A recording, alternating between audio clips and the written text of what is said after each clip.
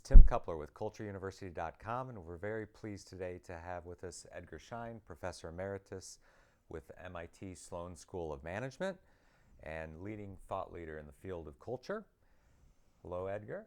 We're very happy to have you for segment number 2. Glad to be here, Tim. All right. In the first segment, we talked a lot about what culture is, your approach to deal with cultural issues and focus the efforts on problems and issues and effectively manage those. In this section, we're going to talk a little bit more about leadership, humble inquiry, and trends in culture work that you've seen over your career. So to start things out, you've talked about culture and leadership being two sides of the same coin. What did you mean by that? That when organizations start or when groups start, there is always a leader who has a preferred way of doing things.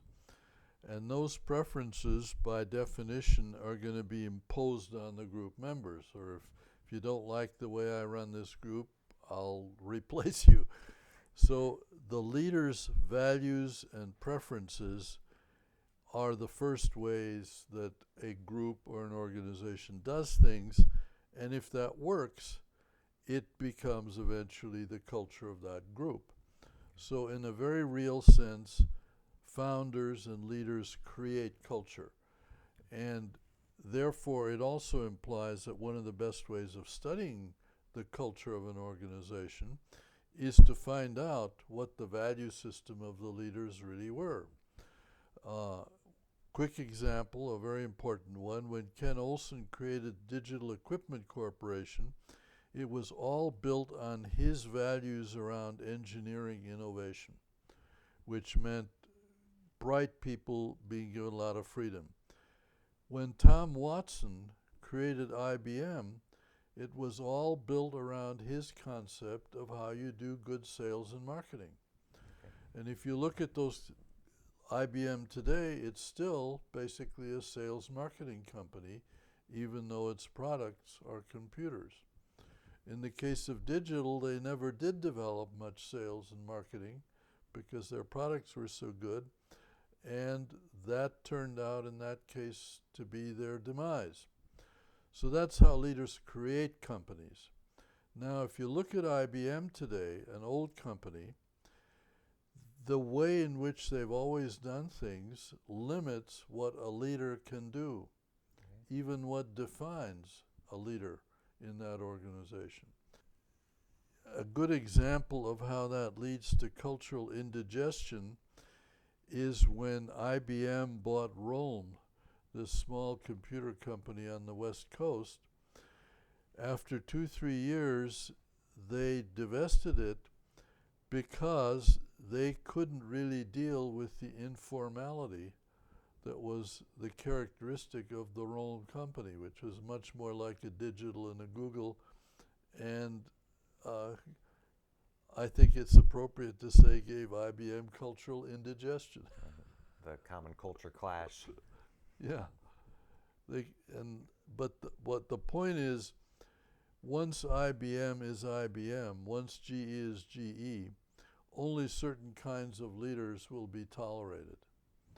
When Carly Fiorina came to Hewlett-Packard, she immediately raised hackles all over the place because she was too flamboyant, she wanted to do expensive stuff, so that limited the amount that she could do as a leader.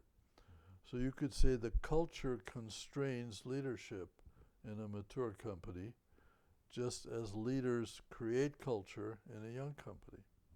Okay. Well, your latest book is Humble Inquiry. And in the first segment, we talked about how leaders should focus on a business problem. And I know this book gets into how to effectively engage their organization in dealing with those problems. So what is Humble Inquiry? Humble inquiry is creating a climate in which you display through your asking genuine questions and interest in the other person such that they will want to tell you the truth and what's really going on. Now, why is that important? Because I think the major pathology in all organizations that I've seen is that upward communication is very faulty. Subordinates know lots of things that would make the place work better or safer that they, for various reasons, withhold. And if you survey them and say, why aren't you telling your boss what's really going on? They'll say, well, one, he shoots the messengers. Two, I used to tell him, but he never really took any interest in it. Or three, I tell him, but they never fix anything. So I no longer have any incentive to tell. Now, if I'm right that that is a problem, the only way I can think of to cure that is for the boss to change his behavior, to go to that subordinate and engage in humble inquiry, to say to that subordinate, I'm really interested in what you see and how we can be safer and better and whatnot, and I'm listening.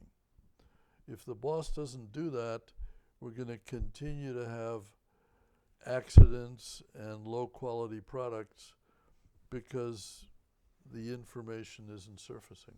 Now, I see how that can work really well with a leader going into a new role. But what about the leader that's been in the position that maybe has asked before and received feedback, maybe not acted on it effectively? When they do have a genuine interest in using humble inquiry's approach, I mean, how do they go about it so that the organization doesn't feel like it's the same thing it was last time, and it really is different? Well, I think all of us know how to be humbly inquiring. We do it with our friends and relatives and our children and our parents. So it's not a skill that we don't have. But when we take it to the workplace, for some reason we think that we should now get stiff and formal. That after all, my employees are just employees. They're not human beings.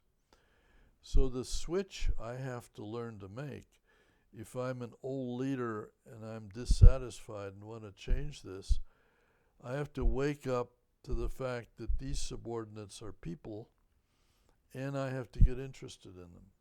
Well, after they try it the first time, I would assume that the initial feedback, may not get to the root of the issues because they're seeing new behavior from this leader. So, when can the leaders expect that their subordinates are going to open up and, really start to share the real issues? Well, there's no way I can answer that question. That's going to be a local situation. I think it's very much dependent on the history of relationships between that leader and the subordinates. And it may be a long learning process because the subordinates who've been pounded on in the past are not going to overnight change their behavior. I think it's a long uphill fight. I don't expect that humble inquiry is going to solve immediate problems.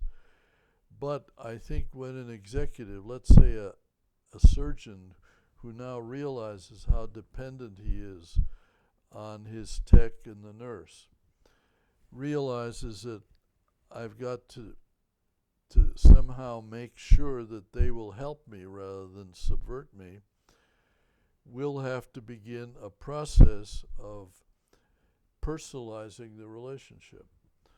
And I've seen surgeons do that. They'll start having lunch with the nurse instead of with his buddy doctors.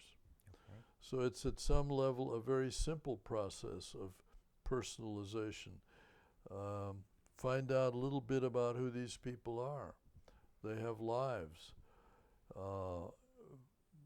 Not some major change of behavior. Okay. So what gets in the way of leaders applying approaches like humble inquiry? Why don't more leaders use these techniques? The larger culture of management that says once you're a manager, you're now entitled to tell other people what to do, which is really how a lot of young managers behave. They think, okay, now I'm the boss, so I get to tell. And this culture of tell is very congruent with Western capitalist culture, because it's our whole foundation is built on the higher you go, the more you know, and the more you can tell people what to do. And the problem is work doesn't resolve that way anymore. Work now is a highly distributed process where lots of things have to play together for the product to go out the door. And so it's no longer a case of where the manager can tell what to do. The manager now has to orchestrate and create relationships and make sure that everything works together. And I don't think very many managers have yet figured that out. They still think they're the boss rather than the orchestrator. Okay. Requires a lot of vulnerability, doesn't it? It makes them vulnerable, but I think that vulnerability was there whether they recognized it or not. It doesn't make you vulnerable to ask and to be a humble inquirer. You are vulnerable, and the asking just makes it more visible. But paradoxically, that might actually turn the subordinate on if the subordinate realizes, hey, my boss is willing to own up to his or her vulnerability.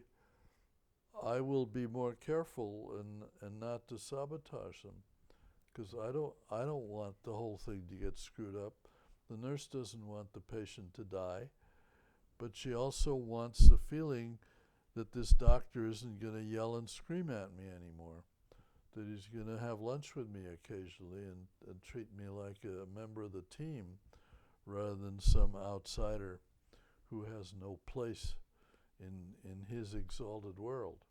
I thought it was interesting you made reference to the general management culture and how perceptions about that, kind of shape people's behavior to some extent. And then you gave the healthcare example there. How do occupational cultures influence behavior? I think if I go back to my original example of digital and Ciba-Geigy, which I referred to in other segments, in one case you're dealing with a bunch of electrical engineers, in the other case you're dealing with a bunch of chemists. And they all have regular roles and they're all bosses and subordinates, but what you notice immediately is that their whole mentality is governed by whether they're engineers or chemists. They come from different logic systems, they have different timetables, the way they think is different, and that influences how the organizations work. So if you're a General Electric and you've got an airplane engine division, don't expect that it will work the same way as a consumer products division. The people who are running those places have different occupational backgrounds, and that will influence how they manage and what they manage. And as the world gets more complex, not only will these occupations from time to time clash, but the cultures within which people learn these occupations will also clash. So management cultures influence behavior, occupational cultures influence behavior. What about national cultures and work across cultural boundaries? How does that influence behavior, and how do you deal with those issues? A good example is a company that says we're now going global, and we've got these teams that are going into different countries, and each team will have members from at least 2 or 3 different countries.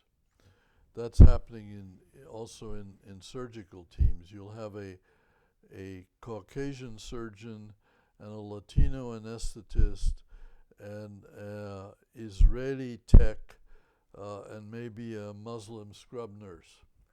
And they have to learn to operate together.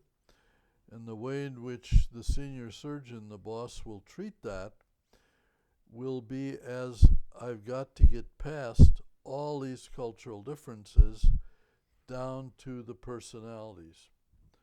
And the way we'll do that is we'll have a lot of lunches together, we'll practice together, we'll do simulations, so that after we've gotten to know each other as people, we will realize that the roles and the organizational backgrounds and the national cultures have been superseded by the joint culture we've built in the simulations and in the informal training devices. But they have to, in a sense, build a new culture so that the old cultural elements aren't the factors anymore, that it's a new culture of the teamwork and relating to each other that drives the process. Okay, and that requires the social interaction and some of the informal That requires things. what we call team building, teaming, Okay. but it's more than the old concept of team building, because it's now not just getting coordination, it's now creating a new joint culture. Okay. Humble inquiry is extremely interesting. I want to move on to some of your thoughts about how um, work on culture has changed over the years. From your early days to today, it sure seems like there's a trend of a lot more people being interested in the subject of culture. It's a lot more in the popular press. How have you seen things change over your career? It's a good news, bad news situation. Okay. The bad news is it's caught on as a concept, but actually just as a word. And that it's being used, the word culture is being used in so many different ways by so many different people that in that sense it has lost its meaning, and therefore it's very hard to work with. And therefore, anytime someone comes to me and uses the word culture, I immediately say, what do you mean? Okay. Tell me what you mean by the word culture. Only then can we even begin to talk about it. The good news is that there is a lot of recognition that at the deeper levels, all groups, organizations, occupations, if they have any kind of a history, they do develop a culture. It's not a it's as much part of our life as personality and character is part of our individual life. So becoming sensitive to how norms and values very quickly become behavioral routines is a very important insight for employees and managers to have. And with that comes the further insight that what really stabilizes culture is what works. It's not that the boss says this is what we're going to do. That's the first step. But it doesn't go anywhere unless what they do actually works better. So the only way to build momentum is to see results? Is to see results, exactly. And if people can see that a behavior change produces results, is legitimately called building a new cultural element. Not because somebody said you should do it, but because it produces the results. Culture is built by feedback from the environment, and internally by more comfort in what we do things. And in that sense, everyone has to have some cultural sensitivity and insight just to be aware of this process, because it drives you. So at the level of larger systems, I think people have to become aware that 90% of their behavior is not driven by their personality, but by cultural rules. Okay. So well, you talked about how a lot of people are gaining at least awareness of the importance of culture, but it is kind of diluted as far as everyone referring to things as connected to culture. Who are some either thought leaders or executives that you follow? You pay particular attention to their insights and approaches when it comes to dealing with culture, business problems, as far as learning from their approaches. Well, I think the important leaders today are the sociologists and anthropologists who study actual occupational cultures. So they would be the younger generation. There's a woman at MIT by the name of Catherine Kellogg who studied how the law that says residents are no longer allowed to work more than 80 hours, Okay. how that's being implemented in 3 different hospitals, and she wrote a book about that. Reading that and seeing how in each of these hospitals there was a different change process, different leaders did different things, that really educates you to how culture really works. Okay. By seeing how students of it can bring up case examples. And I can't think of, well, my old colleague John Van Manen would be a thought leader in this. But I don't see the psychologists doing very much. I think it's the sociologists who are doing field work and studying real occupations and real cultural phenomena that are the real leaders. So the consultants like yourself will become leaders if you publish your cases. It's Okay. the casework that will educate us, because you'll discover things that aren't visible and yet that are very exciting. For example, in these 3 hospitals, it's worth just reviewing very quickly what she found. 2 of the hospitals basically avoided the law and had the surgeons still, or the residents still working long hours, Okay. because the resistors, who were the senior macho surgeons, said, we went through this nonsense, you're going to go through it too. Besides, it's better for the patients to have the continuity of the residents seeing it all the way through. The one hospital that implemented the program had several factors causing it. One, fewer residents going into surgery. So they were less interested in being the macho. Mm-hmm. Secondly, more women residents who were more interested in going home with their kids than spending 120 solid hours. Third, and most important, the reformers who really wanted the 80-hour rule had a place to work where they could really consolidate and become a force. Okay. And this author, Catherine Kellogg, found that made as much of a difference as anything. Now, who would have thought that? Mm-hmm. Who would have said, if you really want a subgroup to be powerful, give them a space to work in, because then they'll have more opportunities to interact, and that'll make them more powerful. So that's, to me, an example of new important work that comes out of casework, not out of formal research. This is formal research, but the survey stuff and the sort of casual surface cases don't really educate us. I think it's these deeper studies that will. Do you think that will be a trend where there's a lot more research and focus on specific business problems in specific industries that might be shared, to where those insights, really have an impact more clearly versus maybe general culture work, so to speak? I would hope so, Okay. but I'm a little bit pessimistic because I think there, it's so much easier to work with surveys and statistics and superficial stuff that it drives out the more intensive casework that the field worker gets involved in.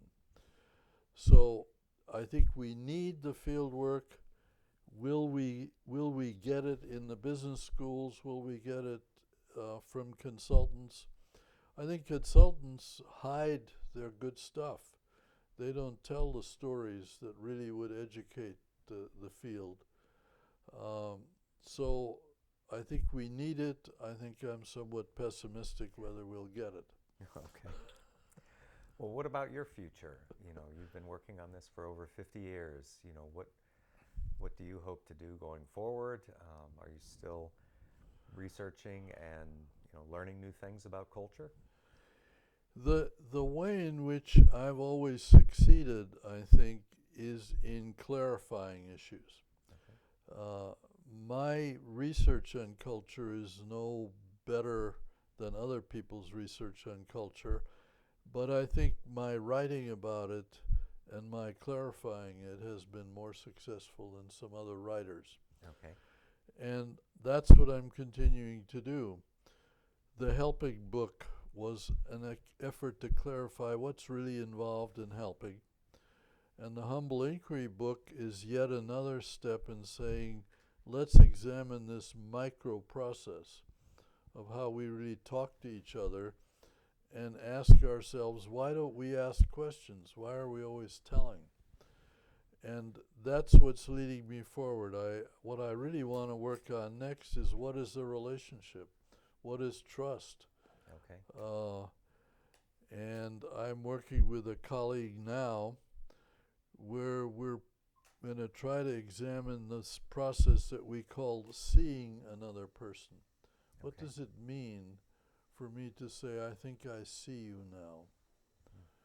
And seeing how that process is integral to building relationships.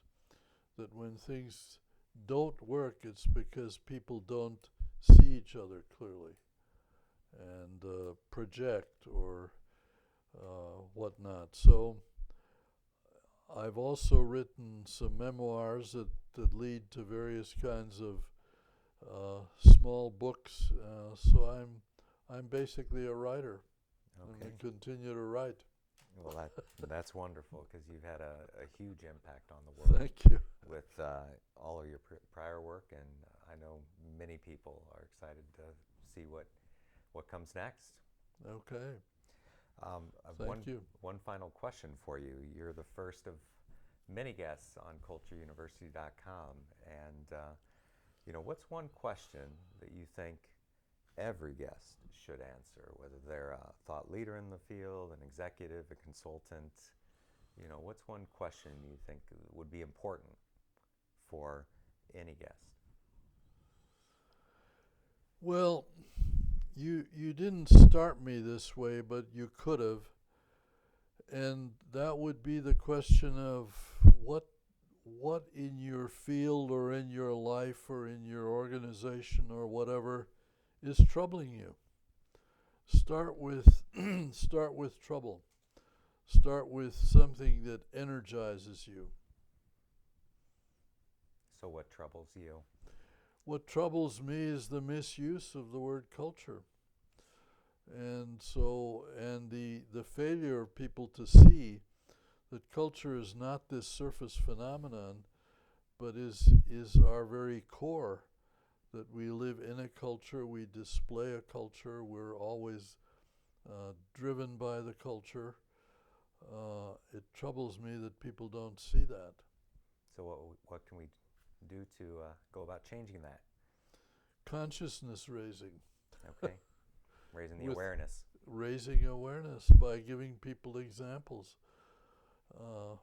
I do that by pointing out how well behaved you and I have been for the last hour or so. We didn't violate any of the cultural rules of etiquette. We didn't swear at each other. Just think how compliant we are. Right. All right. Well, thank you again for your time. You're I welcome. do want to show your books again. Of course, to learn more about the work of Edgar Schein, Corporate Culture Survival Guide, a great body of work, his book Helping, and then the subject of a good part of our discussion today, humble inquiry. Again, thank you for your time, and we hope to see you again at cultureuniversity.com.